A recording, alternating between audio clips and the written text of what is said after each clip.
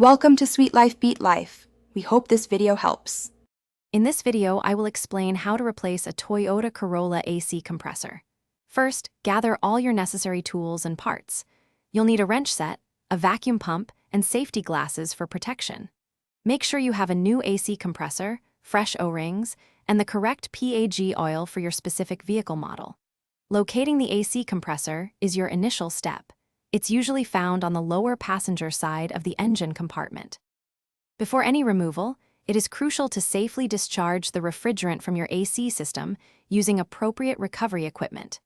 Next, disconnect the electrical connector from the compressor and carefully remove the serpentine drive belt from the compressor pulley. Then, unbolt both the high and low pressure lines, exercising caution for any residual pressure. Finally, remove the 4 mounting bolts that secure the old compressor to the engine block.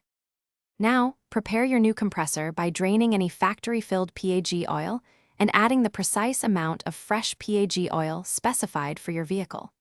Replace all the old O-rings on the AC lines with new ones, lubricating them thoroughly with PAG oil to ensure a proper seal.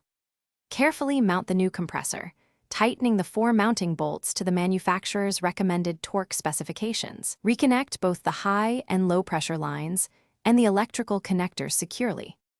With the new compressor installed, it's time to evacuate the AC system using a vacuum pump for at least 30 minutes.